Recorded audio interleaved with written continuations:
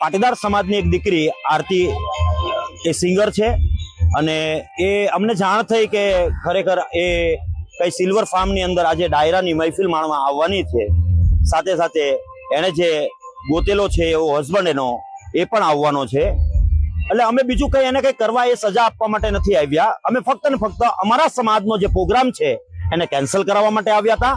અને આજે અમને એ વિરાણી પરિવારે એ ખૂબ લાગણી સાથે સુરાણી પરિવારે ખૂબ લાગણી સાથે કીધું કે આજે અમે આનો પ્રોગ્રામ કેન્સલ કરીએ છીએ. તમારા આવવાથી અમને હર્ષ ને લાગણી આજે ઉદ્ભવી છે અને આ પ્રોગ્રામને શોર્ટ ટાઈમની અંદર જ તે કેન્સલ કરીને એક સમાજની અંદર એક ઉદાહરણ પૂરું પાડ્યું છે કે પાટીદાર સમાજની લાગણીને માન આપીને જે સુરાણી પરિવારે આ કાર્યની પહેલ કરી છે એને હું ખૂબ ટોપલે અભિનંદન પાઠવું છું. ભાઈ તમે સમગ્ર ઘટના આ ઘટનાની અંદર એવું થઈ ગયું છે કે હવે એક ચર્ચા છેડાઈ ગઈ છે કે શું ખરેખર પ્રેમ લગ્ન થવા જોઈએ કે ખરેખર પ્રેમ લગ્ન ન થવા જોઈએ. મિત્રો આમાં અમે વાતચીત કરીએ ને જે પ્રેમ લગ્ન વાળી, તો પ્રેમની ડેફિનેશન એ કોઈને ખબર નથી. કેમ નથી ખબર એ હું તમને કહું. પ્રેમ એક એવી અલૌકિક વસ્તુ છે કે જે ખાલી કોઈ બોયફ્રેન્ડ ગર્લફ્રેન્ડને થાય પ્રેમ ન હોઈ શકે. પ્રેમ ઘણા બધા લોકો ભગવાનને પણ કરતા હોય છે. પ્રેમ ઘણા બધા લોકો એ પોતાના માતા પિતાને પણ કરતા હોય છે. પ્રેમ એ ઘણા બધા લોકો પોતાના ભાઈને પણ કરતા હોય છે. બધા જ કરતા હોય છે. પરંતુ તમે ક્યારેક એવું સાંભળ્યું છે કે પ્રેમ કોઈએ આંધળા વ્યક્તિને કર્યો હોય, પ્રેમ કોઈ અપંગ વ્યક્તિને કર્યો હોય? કેમ કોઈ અપંગ વ્યક્તિને, કોઈ આંધળા વ્યક્તિને, કોઈ કમજોર વ્યક્તિને કેમ ક્યારે કોઈ પ્રેમ કરતું નથી? કેમ કોઈ પુરુષ એ ક્યારે કોઈ આંધળી સ્ત્રીને, કોઈ અપંગ સ્ત્રીને, કોઈ ખોડખાપણવાળી સ્ત્રીને કેમ કોઈને એના જોડે કેમ કોઈને પ્રેમ થતો નથી? પ્રેમ આંધળો જ હોય છે. પ્રેમ ખરેખર એક અલૌકિક છે, એક શારીરિક ભાષા નથી. પ્રેમ એ આત્માથી આત્માનું મિલન છે. પ્રેમ એ હૃદયથી હૃદયને જોડવાની કડી છે. તો પછી એ પ્રેમ ક્યારે કેમ કોઈને એવા વ્યક્તિ જોડે થતો નથી કે જે વ્યક્તિને કોઈ પ્રેમ કરતું નથી? કેમ અનાથ આશ્રમની અંદર રહેતા બાળકો જોડે અથવા તો અનાથ આશ્રમની અંદર મોટા થયેલા લોકો જોડે કેમ કોઈને પ્રેમ થતો નથી? કેમ કોઈ વ્યક્તિ આંધળો હોય છે, કોઈ વ્યક્તિ અપાહિજ હોય છે, તો એવા વ્યક્તિઓ જોડે કેમ કોઈ છોકરીને કે કોઈ છોકરાને પ્રેમ થતો નથી? જો પ્રેમની પરિભાષા શરીર ના હોય, પ્રેમની પરિભાષા દેખાવ ના હોય, પ્રેમની પરિભાષા એ ખાલી વિચારોનો મનમેળ હોય, પ્રેમની પરિભાષા એ લાગણી હોય, પ્રેમની પરિભાષા જો એ જ રીતે હોય તો એવા વ્યક્તિઓ જોડે કેમ કોઈને પ્રેમ થતો નથી? પરંતુ મિત્રો આપણે આ બધા વચ્ચે ક્યાંક કાચા પડીએ. જે લોકો 18 થી 20 વર્ષના છે, નવા જીવાનીની જોતમાં પ્રવેત્યા છે, લોકોને એમ લાગે છે કે આઝાદી અને સ્વતંત્રતા અમારા માટે બહુ જ જરૂરી છે અને અમને આ સમાજ, અમને અમારા માતા પિતા કેમ આ કરવામાં રોકી રહ્યા છે. અને જે માતા પિતા છે એમને એવું છે કે આપણા માટે આ બધું જરૂરી છે. દીકરો દીકરી આપણે કહે એમ કરીએ તો આપણે સમાજમાં સારી રીતે જીવન જીવી શકીએ. કારણ કે એમનો પણ એક ઉંમર છે અને આમની પણ ઉંમર છે. તો 18 થી લઈને 50 વર્ષની ઉંમરના ગેપના લીધે જે અણસમજણો થઈ રહી છે એનું મૂળભૂત કારણ શું છે? તો મૂળભૂત કારણ મિત્રો આપણે સમજવા જઈએ તો મૂળભૂત કારણ એવું છે કે જે પ્રેમના નામે આપણને જે થઈ રહ્યું છે કોઈ પ્રેમ નથી. કારણ કે પ્રેમની પરિભાષા જો તમારે સમજવી છે તો તમારે ખૂબ ડિટેલમાં જવું પડશે ને ડિટેલમાં એટલા સુધી જવું પડશે કે જ્યારે તમારા માધર પધરે તમને જન્મ આપે છે ત્યારે એ જન્મેલું એક દિવસના બાળકને જોઈ રહે છે. એને જોઈને એવો વિચારતા હોય છે કે મારા ઘરે દીકરો કે દીકરી જન્મી છે, જેનાથી ઘણા બધા લાગણીઓ જોડાઈ જાય છે. જ્યારે પિતા માતાને એક બાળક જન્મે છે, જ્યારે સવાલો ઊભા થાય છે, ધીરે ધીરે બાળક મોટું થતું હોય છે, ત્યારે એમને કશુંક થઈ જાય તો બાળકને કશું ન થાય વાતની ફિકર પણ મા બાપ કરતા હોય છે. એવો એક વારના કોઈ પણ દુઃખ ભોગવી લે છે, પરંતુ એ બાળકને એટલું દુઃખ નહીં આવે એ વાતનો ખ્યાલ પણ એ મા બાપ રાખતા હોય છે. એ મા બાપ એને એના ભરણ પોષણથી લઈ અને એની બધી જ વસ્તુઓ, બધી જ ક્રિયાઓ જ્યારે શીખ્યો નથી હોતો, જ્યારે કરતો નથી હોતો, ત્યારે એની બધી જ ક્રિયાઓ એટલે કે શૌચથી લઈને બધી જ ક્રિયાઓ સાફ પણ કરતા હોય છે, એને બધું ભરણ પોષણ પરફેક્ટ કરતા હોય છે. જ્યારે એ નાનું બાળક એના મધર કે ફાધર ઉપર બેસી અને જ્યારે આપણે શુદ્ધ ભાષાની અંદર કહીએ તો શું કરી જાય છે, તો ત્યારે કોઈ એના મા બાપ ક્યારે એમનું હસતું મોઢું હોય છે અને બગડેલા કપડાને પણ એવો હસીથી કરે છે. પરંતુ શું તમને લાગે છે કે 60-70 વર્ષના મા બાપ ક્યારે એમના બાળકો સામે ઘરે કોઈ વસ્તુ બગાડી નાખે તો એમના બાળકો સીધા એમના ઉપર ગુસ્સો કરશે? કેમ આવું થાય છે? જો તમે નાના બાળક હતા, તમારું બાળપણ હતું, ત્યારે તમે ગમે એવી ભૂલો કરતા તો તમારા મા બાપ તમને હસીને વધાવી લેતા. તો એ જ મા બાપ જ્યારે 60-70 વર્ષના થઈ જાય છે ત્યારે એ પણ બાળકો જ છે, ત્યારે એ ભૂલો કરે છે, તો કેમ તમે એમના ઉપર ગુસ્સો કરો છો? આ વસ્તુ તમને અત્યારે નહીં સમજાય.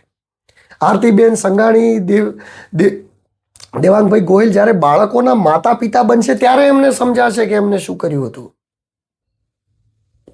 આ ઉંમર જ નથી તમારી સમજવાની.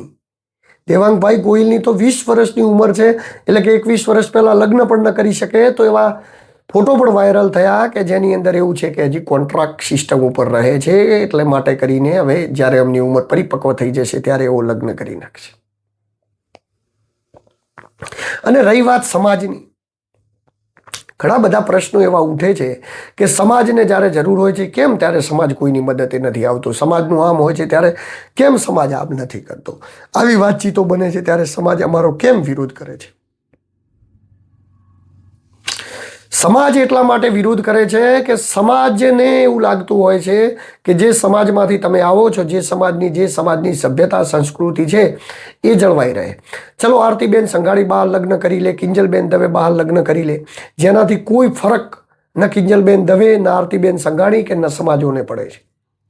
પરંતુ જ્યારે આવી વાતચીતો થાય છે તો જે ઘણા બધા લોકો હોય છે એમની મોટિવેશન ઘણા બધા લોકો હોય છે, એટલે કે મતલબ જેમની ફેન ફોલોઈંગ હોય છે એ લોકોને ઘણા બધા લોકો અનુસરતા હોય છે, તો ત્યારે એ વિચારવું જરૂરી થઈ જાય છે કે આપણું જીવન એ પ્રાઇવેટ જીવન ત્યારે જ છે જ્યારે આપણે લોકચહેરો નથી કે લોકો વચ્ચે નથી. જેઓ રાજનેતાઓ છે, જેઓ લોકગાયકો છે, જેઓ ફેમસ યુટ્યુબરો છે, જેઓ ફેમસ છે, જેઓને લોકો અનુસરે છે, જેઓથી સમાજની અંદર કંઈક મેસેજ જાય છે, જેઓ સમાજની અંદર દાન્ય પૂર્ણ કરે છે, એમની જીવન ક્યારેય પ્રાઇવેટ હોતું નથી. જ્યારથી એઓ લોકપ્રિય થઈ ગયા, જ્યારથી લોકો એમને ઓળખતા થઈ ગયા, એ જ દિવસથી એમનું જીવન પબ્લિક થઈ ગયું. એમને લોકો 2 વાગે મળવા પણ આવી શકે, એમને લોકો કંઈક ભૂલ કરે તો એમને લોકો કહી પણ શકે, એવો સારું કામ કરે તો જેમના વખોણ થતા હોય, જેમને ફૂલહાર પહેરાવવામાં આવતા હોય, જેમને પાઘડીઓ પહેરાવવામાં આવતી, લોકો જ્યારે ખોટું કરે તો એમની ટીકા સોશિયલ મીડિયા ઉપર થવી એ આમ બાબત છે. પરંતુ આ બધી જ બાબતે ક્યાંક ને ક્યાંક પ્રેમ ઉપર જઈને વાતચીત અટકે. પ્રેમ કોઈ એવી પરિભાષા નથી કે જ્યારે કોઈની સાથે તમે રહેતા હો કે કોઈની સાથે તમે હો તો જ એ પ્રેમ કહેવાય. પ્રેમ આપણને એવું લાગતું હોય છે કે આ પ્રેમની એક પરિભાષા છે. જેમ જેમ તમારી ઉંમર જતી જશે એમ બધું બદલાતું જશે. બાળપણની એક ઉંમર છે કે 1 થી 7 વર્ષ સુધી લોકો બાળપણમાં જીવે, બાળકને કાંઈ જ ખબર ના હોય, રમવામાં જ પડ્યો હોય, રમ જ કરે, એને યાદ પણ ના હોય કે 1 થી 7 વર્ષ એને શું કર્યું જ્યારે એ મોટું થશે ત્યારે. પરંતુ જ્યારે 7 થી 14 વર્ષની ઉંમર થાય ત્યારે પુખ્ત અવસ્થાની અંદર પ્રવેશ કરતું હોય છે, તો આ ઉંમરે એની સંશોધન વૃત્તિઓ ચાલુ હોય. એ કાંઈ પણ કરે, ધમાલ મસ્તી કરે, આ કરે તે કરે, એને મા બાપ રોકટોક કરીને એને સીધી લાઈન ઉપર લઈ જાય, લાઈન ઉપર શીખવાડે કે બેટા કરાય, આ બેટા ન કરાય. ત્યારબાદ 14 થી લઈને 21 વર્ષની જે ઉંમર હોય છે, જે પુખ્ત વયની હોય છે, આ ઉંમરની અંદર માણસ એ આસમાને હોય છે, કેવા નશા ઉપર હોય છે કે એને કંઈ ખબર જ નથી હોતી કે દુનિયાની અંદર શું ખોટું છે. અને જેને ખોટાની ખબર નથી હોતી એને સાચાની ક્યાંથી ખબર હોય કે સાચું શું છે. ત્યારબાદ 21 થી 28 વર્ષની ઉંમર એવી આવે છે કે જ્યાં એને સમજાય છે કે મેં જીવનની કેટલી બધી ભૂલો કરી. અને જ્યારે 28 વર્ષે સંપૂર્ણ સમજી જાય છે કે મેં જીવનમાં આટલી ભૂલો કરી, આ મારે કરવું જોઈતું હતું, આ મારે નહોતું કરવું જોઈતું, ત્યારે 28 થી 35 વર્ષે કે એની કમાવાની જર્ની ચાલુ થાય છે. અને જે 35 થી લઈને 42 વર્ષે પરિપક્વતાએ પહોંચે છે, 42 વર્ષ બાદ એને આ બધા મોહ માયાઓમાંથી મુક્ત થવા માંડે છે અને 49 વર્ષ સુધી પહોંચતા એને એવું થઈ જાય છે કે બસ હવે બાળકો બધું સંભાળી લે, મારે કાંઈ જ જોતું નથી. ત્યાં 49 થી 56 વર્ષ બાદ એ રિટાયર્ડ થઈ જાય છે. પછી 56 વર્ષ પછી એક આધ્યાત્મક એવું છે કે જે માણસને સીધી દિશામાં લઈ જાય છે અને એને એવું લાગે છે કે બસ હવે તો આપણે ભગવાનની ભક્તિ કરવી છે. પરંતુ આ બધા સમયગાળાઓની અંદર એક પણ સમયગાળાઓ તમે ચૂકી ગયા અને ક્યાંક આડાઅવળું કરી લીધું તો એ પછી તમારે સંપૂર્ણ જીવનમાં ભોગવવું પડતું હોય છે. અને જેના માટે તમારી ખાલી એક જ ફરિયાદ રહેતી હોય છે કે હે ભગવાન, મારી સાથે કેમ આવું કરે છે? મિત્રો, આજે બધી વાતચીતો કરી રહ્યા છે, આ કોઈ મારા તમારી વાતચીત નથી. આ ઉંમરનો પડાવ દરેક વ્યક્તિને આવવાનો છે. આજે વાળ કાળા છે તો કાલે સફેદ પણ થવાના છે. આજે તમે ગોરા છો તો કાલે ચામડી કવરમાઈ પણ જવાની છે. આજે તમે શરીર ધારણ કર્યું છે તો કાલે શરીરને છોડી પણ દેવાનું છે.